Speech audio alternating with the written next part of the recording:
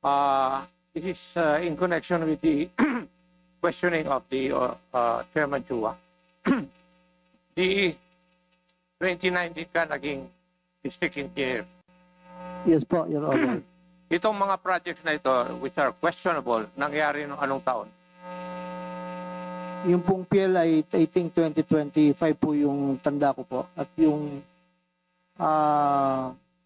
binabanggit po ng Pangulo ay 2020, I think 2022 or 23 po yata. Ayun. Ngayon, ang tanong, engineer, kayo po ba ang nag-propose ng mga projects na ito na may isama sa NEP? Gaya po Pakisagot lang po. Kayo po ba ang nag-propose ng mga projects na ito para may sali doon sa NEP ng district office nyo? Yes, Your Honor. Yes. So, kayo ang nag-propose. Walang iba kundi kayo. Yes, Your Honor. And this was never changed by the Plans and Finance Office of the Department of Public Works and Highways. Yes, Your Honor. Okay. So, walang politiko na involved dito. Kayo po ang nag-propose na ito. Yes, Your Honor. Okay. That's very clear. Now, kayo po ang boss ng DEO, right? Pardon, Your Honor. Kayo po ang pinakamataas sa Yes, district. Your Honor. Okay. Opo. And therefore, you're responsible sa lahat po na hindi mangyayari o mangyayari na masama. Kayo po, di ba? Kasi kayo ang boss eh. Yes, Your Honor. And therefore, kayo po ang may responsibilidad lahat ng katarantaduhan na nangyari doon. Yes, Your Honor. Okay. Thank you, Mr. Chair. Very clear. Mr. Chair. Congressman Suwan, and then Congressman Dimag. Mr. Chair, may I just be... Dimagila, Congressman Ko. Then we will go to the next interpellator, okay? Which is, who's here? Congressman Tino for the minority. Di ba, we're just stating the order. Mr. Chair, may I just be clarified? Engineer Alcantara, you were promoted as district engineer in 2019. Yes, Your Honor. Who appointed you? Secretary Mark Villar. Yes, Your Honor. So it was the former secretary, and that was from the previous administration of the former president. Yes, Your Honor. Right, next, Check. Congressman Dimagila. Can we flash yung contract ng February 2025? Yung kontrata. 2025. Please Yung flash na po yung Kaya ni PL kay Chairman contract, Chua. Sims Construction Trading Contract. Engineer? Pag pumipirma tayo, we're very mindful of the dates at saka yung project kung ilang araw na. There's this contract, yung Ghost, na 55 million.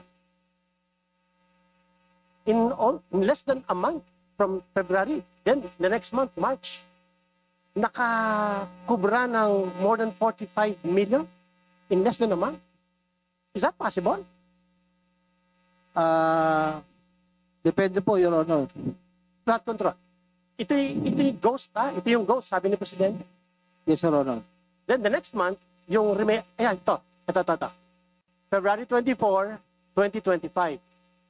Contract agreement. Hindi naman agad sa February 24 nag-start yan, syempre, di ba? Meron pang award yan, etc. Then the next slide, yung resibo. Yung resibo.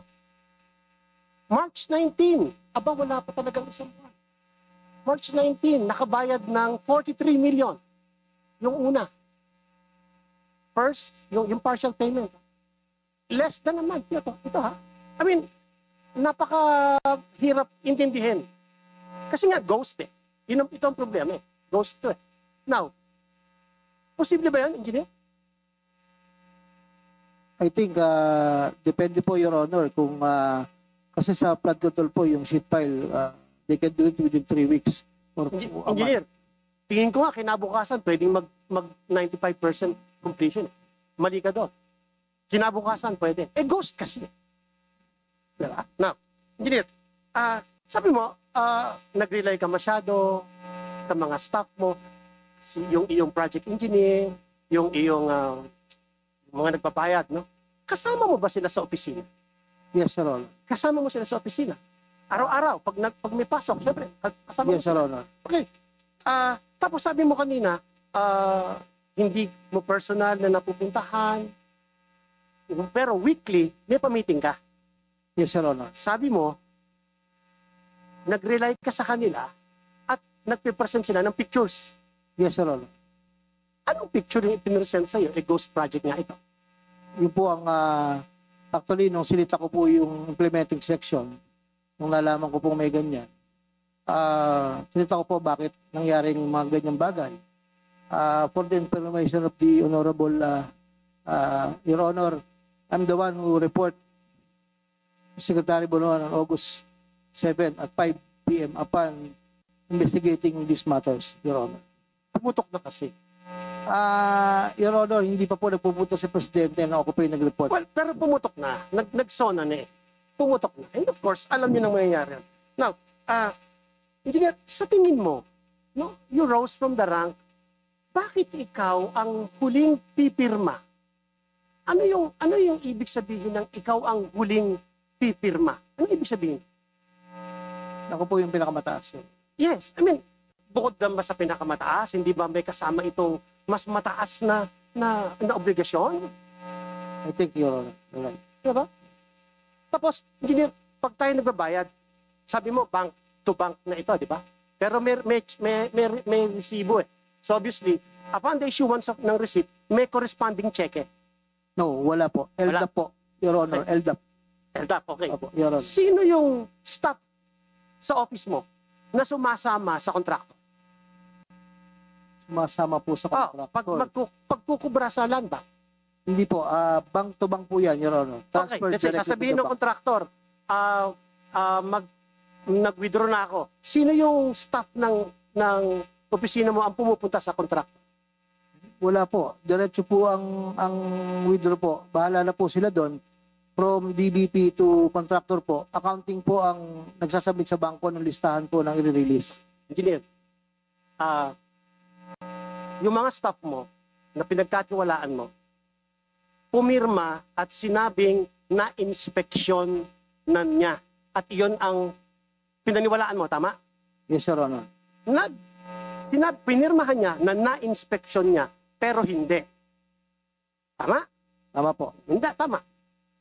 Pwede ba nating i-assume na kaya siya pumirma na na-inspeksyon niya dahil kasabot siya noong kontraktor? Posible po, Your Honor. Talagang gano'n. Yes, Your Honor. Yung magbabayad, yan ay siyempre, kasama yan. Kasama yan. Ngayon, sa opisina, hindi mo naramdaman na nagpapartihan sila? Gumanda ang buhay nila? Wala po akong ganong pananaw sa kapwa ko, Your Honor. Wala kang ganong pananaw, engineer? Actually po, hindi ko po, actually pinakita naman yung private Hindi mo life. pinag-isipan yung mga staff mo na parang ang bilis nating magtrabaho ah. Ang bilis nating magtrabaho. Diba? Tapos yung, punta naman, yun yung ghost, puntahan ko yung substandard. I mean, naisip ko si Presidente, hawak yung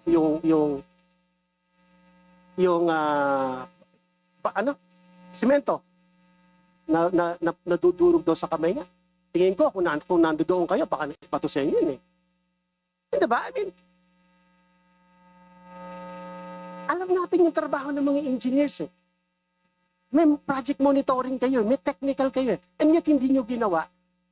Hindi nyo yun hindi ginawa out of kapabayaan. Ginawa nyo yun kasi intentional dahil meron kayong ibang intention. And pag yung ibang sinabi na natin, yung mga staff kong sinabi na natin, definitely, magsasalita sila. At tingin ko, kinakailangan i-clarify na natin to. Yes, Your Honor. I agree with you, Your Honor. That is all, Mr. Chairman. Thank you, Congressman De Maguila, Congressman Ko, and then we will proceed to the interpellation of Congressman. Kasi, Congressman Ko muna. Pero short lang, Congressman Santos. Sige ba? Okay. Please proceed. Thank you, Mr. Chair. I would like to raise a question to our district engineer. what will be the basis of your collection in the projects in your respective district? Connection, Your Honor. Collection. Collection. Collection po, Your Honor. The basis of my collection is the signature of my accountant. No. But I mean that the collection will be based on a percentage accomplishment of work. Yes, Your Honor. Am I Yes, Your correct to say that? Yes, Your Honor. So, how could you collect a ghost project? Your Honor, as What is the basis of your collection to a ghost projects, to those unfinished projects, and to the substandard one? Because this is under the supervision by the project engineer. Am I correct to say that? yes, Your Honor. That it will be attached to a progressive billing Yes, Your Honor. statement of working assessment. Yes, Am I Your Honor. correct? Yes, Your Honor. So, are you amenable that you are part of this project anomalous? I'm not, Your Honor. Amenable? I'm not. Di po ako involved dyan, Your Honor. You are not involved. So, how come that there is what we call a ghost project or substandard one? Well, in fact, we have a quality assurance unit that there will be a daily inspections at the time they have constructed after it was implemented. How come? Yes, Your Honor. I do believe that there is a engineer in charge of the quality. That is the materials and quality section, Your Honor. Yes, I know for the fact, but that is under your command responsibility. Yes, Your Honor. Are you agree to that? Yes, Your Honor. So, I would like to raise these questions. Who are in charge of project contract management application? Who are in charge of this? Because this is the counterpart of quality assurance unit. The functions and duties is to monitor projects, transparency, and geotagging.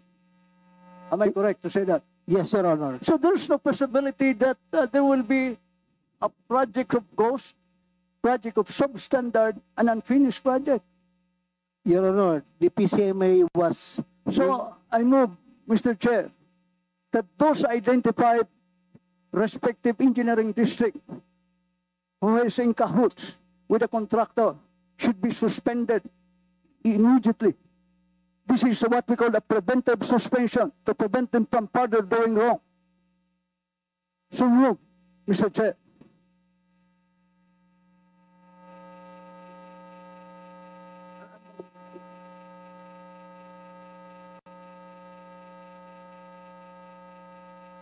This is a preventive suspension to prevent them from pardoning wrong.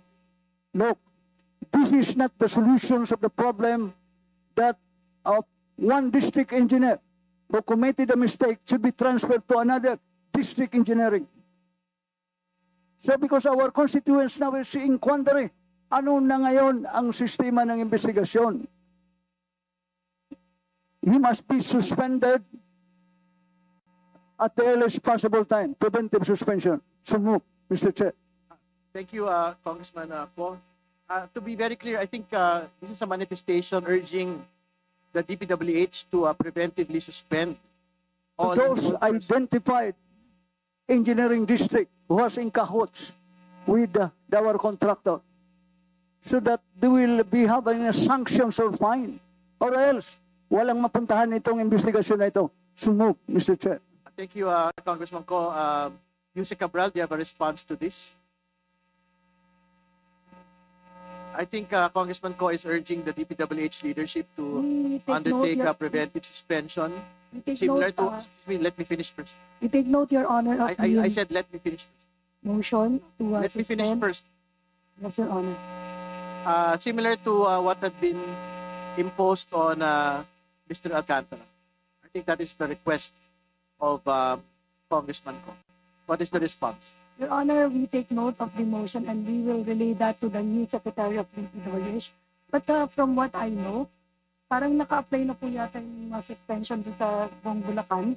It was already suspended or it was only transferred from one engineering district? It is not appropriate. And it was no less than the president himself na nakita na there is really an anomalous transactions as far as flood control is concerned. Look, we have 9,863 flood control projects starting 2022 up to 2025. 6,021. There will be no clear record kung ilan ang ghost, ilan ang na-suspend ng mga projects. So, All right, Mr. thank you, Chair. Congressman Ko. We will allow Yusek Cabral to respond. Who will respond? And then, Yusek Mr. Canlas, Yusek Canlas, sir. yes po. Former Secretary Bonoan has already imposed the preventive suspension of all the officers of Bulacan First District Engineering Office from District Engineer Alcantara, Assistant District Engineer Bryce Hernandez, all the section chiefs, including the project engineer and materials engineers. All right. Mr. Chair, it is not only for the first engineering of Bulacan, but to those identified engineering districts involved in this anomalous transaction. All right. Thank you, Congressman Ko. We note the previous response of Yusek Cabral that they will convey this to the new leadership of DPWH. Mr. Alcantara, do you have anything to say? And if I may add, Your All right. Honor, and if I may add, I think the new secretary has already made this pronouncement na lahat po na ma-involve, ma-preventive suspension, Your Honor. All right. Thank you. Mr. Alcantara, do you have anything to add? Ay, yun na po, yung sinabi po ni Yusek Canlas na we're already suspended po. Lahat po nung district. Thank you po. Congressman Santos has one interjection before Congressman Tino. Please proceed. Maraming salamat, Mr. Chair. Ang tanong ko po ay hindi kung hindi sino ang nag-appoint kay Engineer Henry Alcantara. Hindi po yun ang tanong ko. Ang tanong ko po ay, Engineer Alcantara, during the Senate hearing, you admitted that you're going to casinos, Mr. Chair? Yes, Your Honor. Ilang beses po kayo napunta sa casino, Mr. Engineer Alcantara? Gaya po nung binanggit ko sa Senate, around 2 to 3 times a month. 2 to 3 times a month. Sa palagay niyo ba, meron pang mga iba kayong kasamahan na nagpupunta sa casino, Engineer Alcantara? Nabanggit ko po sa Senate hearing na paminsan-minsan nagkakasama po kami nung di umano yung mga kasama ko po na nabanggit doon. At paminsan-minsan naman po ako. So, kasama niyo po sa district office or dun sa mga taga-DPWH din po ba ang kasama niyo? District office na po. District office. Yes, Your Honor. So, Mr. Chair, I would just like to make a point regarding the negligence on the part of Engineer Alcantara. Nabayaran po natin without inspecting all those projects po. Parang lumalabas po, mas prioritize po yung pagpunta nila sa casino, which is alam po nating bawal. Kaya ako po tinanong iyan, baka nangyayari po yan ngayon sa ating bureaucracy. At alam naman po natin na bawal po pumunta sa casino ang government employees and officials. And with the testimonies of Engineer Alcantara, siguro, Mr. Chair, I would like to manifest. Kitang-kita naman po yung culpability and negligence ni Engineer Alcantara. I would like to manifest to invite from the DOJ, the National Prosecution Service, because under oath po lahat itong mga testimonies nila. The DOJ, the Ombudsman, the NBI, para makasuhan na po natin itong mga taong talagang may pananagutan sa malaking problema na nangyari sa ating bansa. That's all, Mr. Chair. Thank you. Thank you. Before going to Congressman Tino, I think we have to be very clear lang po on what you had mentioned about negligence. I think it's already a conclusion of law. I dispute that it is merely negligence. Kasi baka it is something that is actually intentional. So in the course of inquiry, I think we have to make a determination on whether mahina lang siya District Engineer Alcantara o talagang nagpabaya lang siya, or talagang he intended to basically defraud government of of its funds, particularly on the ghost projects. And we would be able to see that in the course of inquiry. Just to clarify po. Yes, the I mention of 100% agree with you, Mr. Chair. But that is my personal point of view, Mr. Chair. Thank you. Thank you, Congressman Santos. Thank you for watching. Don't forget to like, share and subscribe for the latest hot news of the press.